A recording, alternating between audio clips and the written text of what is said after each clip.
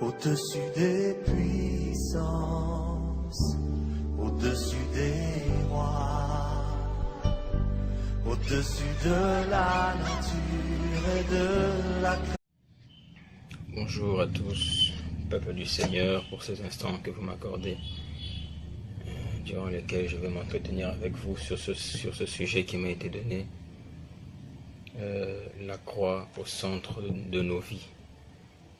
Que le Seigneur soit béni. C'est un thème très important. Je pense que c'est d'ailleurs le thème le plus important de la vie chrétienne. Je vais lire avec. On va commencer par une courte prière pour recommander ces moments entre les mains du Seigneur. Seigneur Dieu, conduis ces instants. Que ce ne soit pas moi qui puisse parler, mais que Zala Yone Oluba. Que l'honneur et la gloire te soient rendus à toi qui sais faire des choses qui nous étonnent. Au nom de Jésus. Amen. Alors nous allons lire ensemble une portion des Écritures de Corinthiens, chapitre 3. Les personnes qui me connaissent particulièrement savent que c'est un verset de la Bible que j'aime beaucoup. De Corinthiens 3 à partir du verset 18. On va lire le simple verset 18. Je vais être très court pour que nous puissions bien comprendre. Verset 18. Nous tous qui le visage dévoilé, reflétant comme un miroir la gloire du Seigneur, nous sommes transformés en la même image, de gloire en gloire, comme par le Seigneur, l'Esprit. Je lis encore. Nous tous qui, le visage découvert, reflétant comme un miroir la gloire du Seigneur, nous sommes transformés en la même image, de gloire en gloire, comme par le Seigneur, par l'Esprit. Alors que le Seigneur soit béni. Lorsque l'on parle du thème « La croix au centre de nos vies », c'est-à-dire quoi? C'est-à-dire, parler de la croix au centre de nos vies, c'est parler simplement de la repentance. De la repentance au centre de nos vies. La croix, ça nous enseigne sur l'œuvre de la croix, nous enseigne sur cette manière dont le Seigneur est venu, a pris un corps et est venu sur terre pour...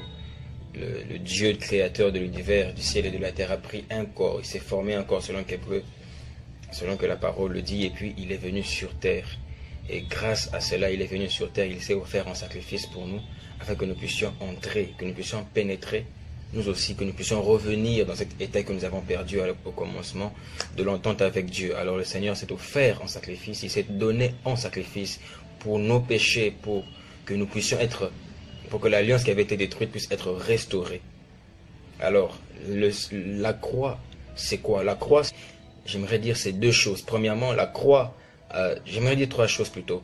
Premièrement, j'aimerais dire, la croix a existé pour nous libérer du péché, nous libérer de la puissance du péché sur laquelle nous nous sommes tous livrés le jour où nous avons eu à pécher. En Adam, nous nous sommes tous livrés à la puissance du péché. Nous sommes tous donnés sous la puissance du péché. Car tout homme a péché et privé de la gloire de Dieu. Romains 3, 23. La croix est pour nous ce symbole qui nous montre que tout homme a péché. Et selon Galates 4, qui nous enseigne que maudit soit celui qui est pendu sur le bois. C'était donc une manière pour le Seigneur de montrer comment est-ce que la malédiction qui devait tomber sur nous a reposé sur le Seigneur qui est mort. Maudit soit celui qui est pendu sur le bois, pour montrer que la croix est un signe de malédiction. La croix est un signe de malédiction. Christ est devenu, a accepté la malédiction du péché, est devenu péché et a accepté la malédiction qu'il y avait sur ce péché pour que nous puissions devenir justice de Dieu, que nous puissions acquérir le salut, que nous puissions être sauvés grâce à cette œuvre qu'il a accomplie. Alors la croix premièrement c'est ça, c'est le symbole du péché, c'est le symbole de la conséquence du péché, le symbole de la malédiction sur notre vie. Il y avait une malédiction qui pesait sur nous et il fallait qu'il y ait une croix. La croix, c'est ce que Dieu utilise pour ôter cette malédiction, mais ce n'est pas encore fini. La croix, c'est la conséquence de la malédiction. La croix, c'est la conséquence du péché.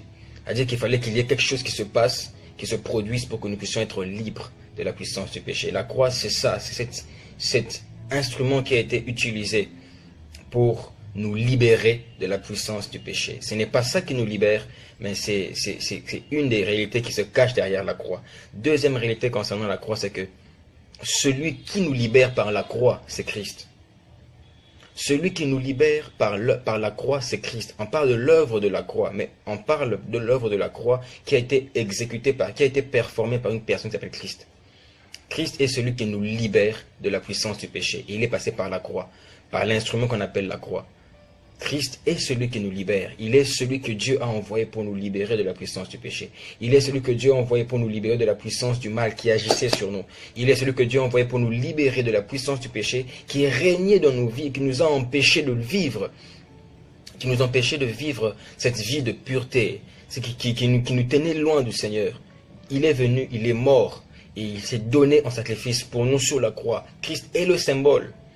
Christ est celui qui a utilisé, celui qui monté passe, qui se produisent pour que nous puissions être libres de la puissance du péché. La croix, c'est ça, c'est cet instrument qui a été utilisé pour nous libérer de la puissance du péché. Ce n'est pas ça qui nous libère, mais c'est une des réalités qui se cache derrière la croix. Deuxième réalité concernant la croix, c'est que celui qui nous libère par la croix, c'est Christ.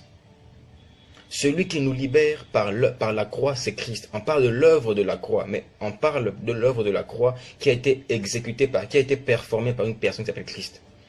Christ est celui qui nous libère de la puissance du péché. Il est passé par la croix, par l'instrument qu'on appelle la croix. Christ est celui qui nous libère. Il est celui que Dieu a envoyé pour nous libérer de la puissance du péché. Il est celui que Dieu a envoyé pour nous libérer de la puissance du mal qui agissait sur nous.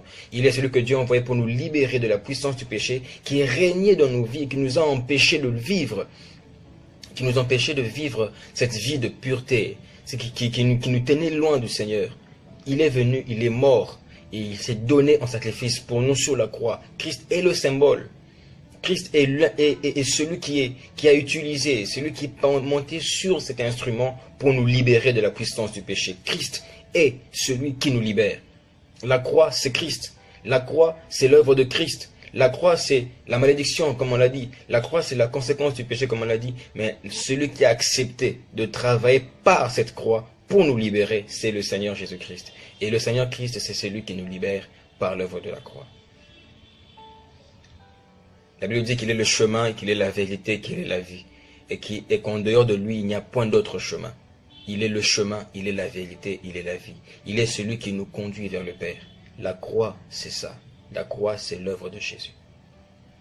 Troisièmement, c'est que la croix, aujourd'hui, la croix est vide. Alléluia. Et c'est le plus important, la plus importante des réalités. C'est que la croix, aujourd'hui, elle est vide. La croix n'est plus... Il n'y a personne sur la croix. La Bible dit que le Seigneur est monté sur la croix et qu'on l'a fait descendre de la croix. Il était dans le tombeau et il est ressuscité le troisième jour. Il n'est plus sur la croix. La croix est vide. Nous ne sommes plus censés croire en une personne en ces images, ces pictogrammes qui montrent une personne, qui dépeignent une personne sur une croix. Non, notre croix est vide. C'est le symbole de la victoire que la croix nous mène.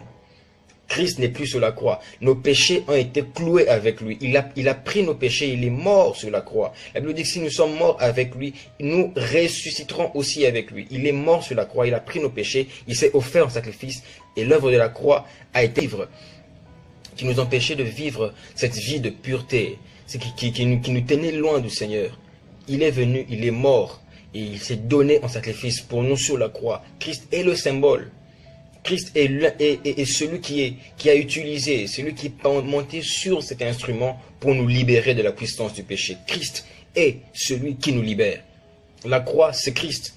La croix, c'est l'œuvre de Christ. La croix, c'est la malédiction, comme on l'a dit. La croix, c'est la conséquence du péché, comme on l'a dit. Mais celui qui a accepté de travailler par cette croix pour nous libérer, c'est le Seigneur Jésus-Christ. Et le Seigneur Christ, c'est celui qui nous libère par l'œuvre de la croix. La Bible dit qu'il est le chemin, qu'il est la vérité, qu'il est la vie. Et qu'en dehors de lui, il n'y a point d'autre chemin. Il est le chemin, il est la vérité, il est la vie. Il est celui qui nous conduit vers le Père. La croix, c'est ça. La croix, c'est l'œuvre de Jésus. Troisièmement, c'est que la croix, aujourd'hui, la croix est vide. Alléluia. Et c'est le plus plus importante des réalités, c'est que la croix, aujourd'hui, elle est vide. La croix n'est plus... Il n'y a personne sur la croix. La Bible dit que le Seigneur est monté sur la croix et qu'on l'a fait descendre de la croix. Il était dans le tombeau et il est ressuscité le troisième jour. Il n'est plus sur la croix. La croix est vide. Nous ne sommes plus censés croire en une personne en ces images, ces pictogrammes qui montrent une personne, qui dépeignent une personne sur une croix. Non, notre croix est vide. C'est le symbole de la victoire que la croix nous mène. Christ n'est plus sur la croix. Nos péchés ont été cloués avec lui. Il a pris nos péchés, il est mort sur la croix. La Bible dit que si nous sommes morts avec lui, nous ressusciterons aussi avec lui. Il est mort sur la croix, il a pris nos péchés, il s'est offert en sacrifice et l'œuvre de la croix a été accomplie, a été consommée. Christ n'est plus sur la croix. Mon Seigneur, ton Seigneur est sauvé. Et c'est ça l'œuvre de la croix. C'est un signe de joie, un signe de paix, un signe de restauration, un signe de nouveau départ, que la croix est vide. La croix maintenant au centre de nos vies, ça signifie quoi? La croix c'est signe de repentance. C'est pour dire qu'à chaque instant que je vis, à chaque instant que je marche, je me rends compte que je suis en train de partir dans une voie qui ne plaît pas au Seigneur. Je dois me souvenir que, comme David le dit dans le psaume 139, verset 23-24, je dois me souvenir et dire, Seigneur, regarde si je marche sur une voie qui m'égare, si je m'égare de ta voie et ramène-moi sur les sentiers de l'éternité. La croix au centre de nos vies doit être pour nous cette dédication de tous les jours où nous disons, Seigneur, je sais monter sur cet instrument pour nous libérer de la puissance du péché. Christ est celui qui nous libère.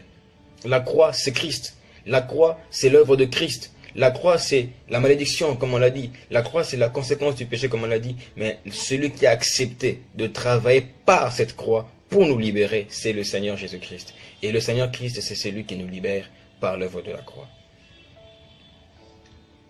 La Bible dit qu'il est le chemin, qu'il est la vérité, qu'il est la vie. Et qu'en dehors de lui, il n'y a point d'autre chemin. Il est le chemin, il est la vérité, il est la vie. Il est celui qui nous conduit vers le Père. La croix, c'est ça. La croix, c'est l'œuvre de Jésus. Troisièmement, c'est que la croix, aujourd'hui, la croix est vide. Alléluia. Et c'est la plus importante des réalités. C'est que la croix, aujourd'hui, elle est vide. La croix n'est plus... Il n'y a personne sur la croix. La Bible dit que le Seigneur est monté sur la croix et qu'on l'a fait descendre de la croix. Il était dans le tombeau et il est ressuscité le troisième jour. Il n'est plus sur la croix. La croix est vide. Nous ne sommes plus censés croire en une personne en ces images, ces pictogrammes qui montrent une personne, qui dépeignent une personne sur une croix. Non, notre croix est vide. C'est le symbole de la victoire que la croix nous mène. Christ n'est plus sur la croix. Nos péchés ont été cloués avec lui. Il a pris nos péchés, il est mort sur la croix. La Bible dit que si nous sommes morts avec lui, nous ressusciterons aussi avec lui. Il est mort sur la croix, il a pris nos péchés, il s'est offert en sacrifice et l'œuvre de la croix a été accomplie, a été consommée. Christ n'est plus sur la croix. Mon Seigneur, ton Seigneur est sauvé. Et c'est ça l'œuvre de la croix. C'est un signe de joie, un signe de paix, un signe de restauration, un signe de nouveau départ, que la croix est vide. La croix maintenant au centre de nos vies, ça signifie quoi? La croix c'est signe de repentance. C'est pour dire qu'à chaque instant que je vis, à chaque instant que je marche, je me rends compte que je suis en train de partir dans une voie qui ne plaît pas au Seigneur. Je dois me souvenir que, comme David le dit dans le psaume 139, verset 23-24, je dois me souvenir et dire, Seigneur, regarde si je marche sur une voie qui m'égare, si je m'égare de ta voie et ramène-moi sur les sentiers de l'éternité. La croix au centre de nos vies doit être pour nous cette dédication de tous les jours où nous disons, Seigneur, je sais que je ne suis pas capable, mais grâce à la croix, je suis libre. Grâce à la croix, j'ai la puissance sur la maladie. Grâce à la croix, je suis libre du péché. Grâce à la croix, je suis libre de toutes choses qui m'étreignent et qui m'empêchent de vivre. Grâce à la croix, je suis libre, je suis libéré des choses qui m'empêchent d'évoluer. Grâce à la vérité de beaucoup de choses. Mais le plus important, c'est que la croix nous ramène en alliance avec Dieu. La Bible dit, l'apôtre Paul dit, qu'il nous a réconciliés avec Dieu et qu'il nous a donné le ministère de la réconciliation. La croix nous réconcilie avec Dieu et fait de nous des réconciliateurs. C'est pourquoi la parole dit qu'il est beau sur les montagnes, les pieds de ceux qui annoncent l'évangile de paix. Alors, la croix au centre de nos vies, c'est le Seigneur qui nous conduit, le Seigneur qui marche devant nous et que nous suivons, et qui nous rappelle toujours que nous avons besoin de lui, en tout temps, en toutes circonstances. La croix, c'est ça. Alors je prie avec nous que nous puissions mettre la croix au centre de nos vies, que nous puissions placer la croix au centre de notre existence, parce que c'est la croix qui nous donne un sens, qui donne un sens à notre vie. C'est la croix qui fait que nous puissions être aujourd'hui ce que nous sommes. Que l'œuvre de la croix ait son plein agissement dans ma vie et dans nos vies à tous, au nom puissant de Jésus. Alors pourquoi j'ai lu le verset de Corinthiens 3, 18, que je vais relire? C'est pour vous montrer maintenant la puissance qu'il y a. Il dit, de Corinthiens 3, verset 18, « Nous tous qui avons notre visage tourné vers le Seigneur, nous reflétons sa gloire. » Lorsque nous contemplons le Seigneur, nous contemplons celui qui était sur la croix, non pas celui qui est sur la croix, mais que nous contemplons cette croix, celui qui est ressuscité et qui a laissé la croix vide. Lorsque nous le contemplons, comme dans un miroir, nous voyons nos vies être transformées en son image. La croix est aussi là pour nous, non seulement nous réconcilier avec Dieu, mais nous redonner cette vie qui est l'empreinte des enfants de Dieu. La croix, c'est ça. Et je prie que nous puissions contempler le Seigneur chaque jour, dire Seigneur, j'aimerais ressembler à toi à telle dimension, ressembler à toi à tel niveau, ressembler à toi à telle dimension de ma vie pour que je puisse te ressembler. La croix, c'est ça, c'est ce modèle. Le Christ est ce modèle qui a été présenté pour que nous puissions lui ressembler. Alors que le Seigneur nous conduise à avoir nos visages tournés vers le Seigneur et à toujours contempler le Seigneur en tout moment, en toutes circonstances. Que Dieu nous bénisse abondamment. Nous allons prier le Seigneur. Éternel Dieu de gloire, je prie que ta croix attire la repentance. Premièrement, la croix a existé à cause de nos péchés. La croix a existé parce que j'ai péché et que je suis un pécheur. La croix a existé à cause de ça.